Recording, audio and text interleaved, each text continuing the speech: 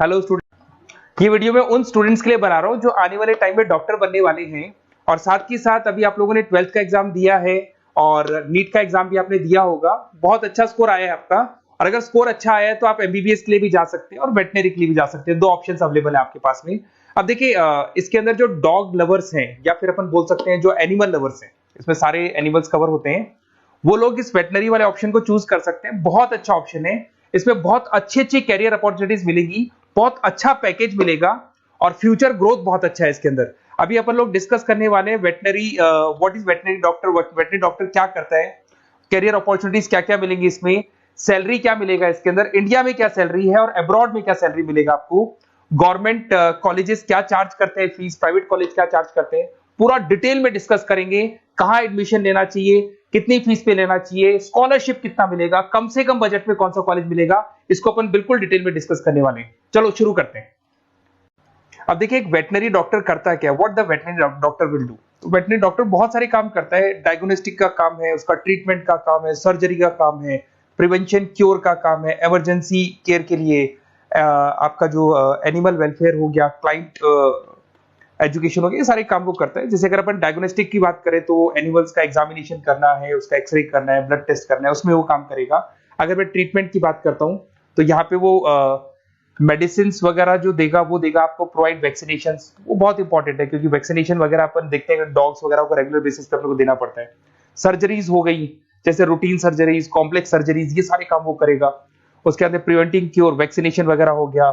उसके बाद में इमरजेंसी केयर के लिए वो जो काम करेगा, जैसे इमरजेंसी केयर में किसी को किसी एनिमल को कोई प्रॉब्लम आ गया तो उसका लाइफ सेविंग कैसे करना है, इमरजेंसी में कैसे लेना है उसको। एनिमल वेलफेयर में, जैसे जो एनिमल वेलफेयर ऑर्गेनाइजेशन होती है उसमें वो काम करेगा। उसके बाद में क्लाइंट एजुकेशन हो गया, जो भी आपके क्लाइंट्स होंगे जो डॉग रखते हैं, जो भी पेट रखते हैं, उनको क्या खिलाना है, उनको कैसे रखना है, उसके ऊपर डिस्कशन करेगा सारा का सारा। अब देखिए, मेन चीज इसमें आती है कैरियर अपॉर्चुनिटीज। क्या कैरियर अपॉर्चुनिटीज होगी, आप डॉक्टर बन जाएंगे तो डॉक्टर बनने के बाद में आपकी जॉब कहां लगेगी या फिर अपना खुद का प्राइवेट बिजनेस खोलेंगे, कैसे करेंगे आप। इसमें सबसे बढ़िया ऑप्शन है प्राइवेट क्लिनिक्स। ये लोग अपना खुद का प्राइवेट क्लिनिक खोलते हैं, small animal, large animal, mix दोनों के लिए खोल सकते हैं। तो प्राइवेट क्लिनिक के अंदर बहुत अच्छी अर्निंग है। अपन उसका जो सैलरी पार्ट है वो भी डिस्कस करेंगे नीचे। उसके बाद में आपका एनिमल हॉस्पिटल्स हो गए, प्राइवेट और गवर्नमेंट दोनों हॉस्पिटल हैं जहां पे जॉब लग सकती है। रिसर्च इंस्टीट्यूट्स हो गए जहां पे आपका जॉब लग सकता है, जैसे फार्मास्यूटिकल कंपनी हो गया, गवर्नमेंट एजेंसीज हो गया, यहाँ पे जॉब लग सकता है। उसके बाद में गवर्नमेंट एजेंसीज में public health agencies, department of agriculture, यहाँ आपका जॉब लग सकता है। कुछ लोग बोलते हैं जू हो गया, वाइल्ड लाइफ सेंचुरी हो गई, वहां आपका जॉब लग सकता है। जू, एक्वेरियम, यहाँ पे लग सकता है, वाइल्ड लाइफ सेंचुरीज में लग सकता है।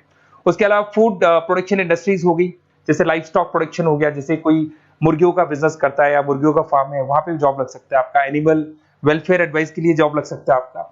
कुछ नॉन प्रॉफिट ऑर्गेनाइजेशन होती है जो एनिमल्स के लिए खुली हुई है और उनका ऑब्जेक्टिव होता है कि कोई भी अगर एनिमल के साथ कोई प्रॉब्लम है तो वो लोग सॉल्व करते हैं उसको, उसका कोई चार्ज नहीं है, वहां आपका जॉब लग सकता है। उसके बाद में पेट और फूड न्यूट्रिशन, क्या खिलाना है, जैसे आपने सुना होगा डॉग्स को पेडिग्री देते हैं अपन, वैसे कौन सी चीज खिलानी चाहिए, क्या नहीं खिलाना चाहिए, उसकी जो जितनी मेडिसिन बनेगी या जितने फूड बनेंगे वहां जॉब लग सकता है आपका।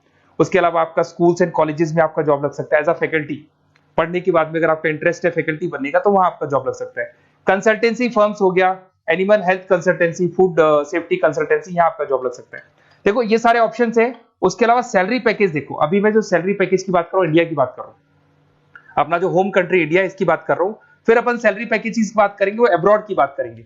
तो सब में अगर आप देखें तो ऑन एन एवरेज ये मान के चले कि आपका 5 लाख से 10 लाख तक का एवरेज जा रहा है पैकेज।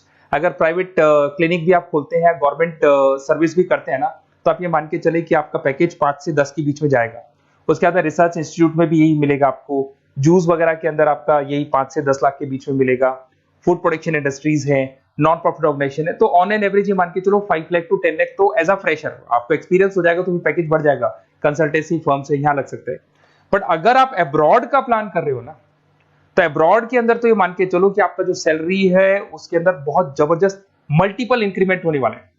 अगर आप अब्रॉड का प्लान कर रहे हैं, अगर यूएस में अगर आपका जॉब लगता है तो मान के चले ऑन एन एवरेज $1 लाख है एनुअली। तो अगर $1 लाख का मतलब मान के चले तो 83 या 80 रुपीज राउंड फिगर में मानोगे तो भी 80 लाख रुपए आपको मिले। तो इसके अंदर एक बहुत अच्छा ऑप्शन है कि आप एज अ डॉक्टर बन के अब्रॉड भी जा सकते हैं। कुछ लोग हैं जो नहीं जाना चाहते बट कुछ जाना चाहते हैं तो वो जा सकते हैं, इसमें अब्रॉड भी जा सकते हैं। उसमें यूएस है, यूके है, ऑस्ट्रेलिया है, कनाडा है, जर्मनी है, बाकी और बहुत सारी कंट्रीज है जहां पे बहुत अच्छे अच्छे जॉब लगेंगे। ऑन एवरेज मान के चलो 80 लाख, 70-80 लाख रुपए आपको साल के मिल जाएंगे। ये सारे ऑप्शंस हैं। अब मेन चीज पे आते हैं। देखो सीधी सी बात है, अगर इसको करना है तो उसको करने के लिए नीट में स्कोर कितना चाहिए, गवर्नमेंट कॉलेज क्या मांगेगा, प्राइवेट कॉलेज क्या मांगेगा। अगर मैं गवर्नमेंट कॉलेज की बात करता हूं तो नीट में मिनिमम 450 का मार्क्स चाहिए आपको। अगर नीट में 450 मार्क्स नहीं है, प्लस आपका 12th में 50% कंपल्सरी, फिजिक्स, केमिस्ट्री, बायो से होना चाहिए, 50% होना चाहिए, और साथ के साथ नीट के अंदर 450 मार्क्स चाहिए। 5.5 साल का कोर्स है। गवर्नमेंट कॉलेज में अगर आपको मिल जाता है तो सबसे फर्स्ट ऑप्शन यही रखेंगे आप। यहां पर आपका 2 लाख रुपए फीस मान के चलो तो 8 लाख रुपए में आप ये मान लो 8-10 लाख के अंदर अंदर, मतलब मैक्सिमम 10 लाख का खर्चा मान के चलो, इसके अंदर अंदर आपका कंप्लीट कोर्स हो जाएगा अगर गवर्नमेंट कॉलेज मिलता है। बट अगर आपका स्कोर कम है तो मैं आपको एडवाइस करूंगा गो फॉर प्राइवेट कॉलेज, क्योंकि आगे स्कोप बहुत अच्छा है कि वापस जब आप कहीं अब्रॉड जाते हैं या फिर कहीं और जॉब करेंगे तो निकल जाता है सारा पैसा, कोई दिक्कत नहीं है। प्राइवेट कॉलेज के अंदर नीट अपीयर चाहिए। अगर आपका स्कोर कम भी है तो भी चलेगा, नीट अपीयर है तो भी चलेगा। साथ के साथ अगर यहाँ पे ड्यूरेशन देखे तो वही कॉमन रहेगा।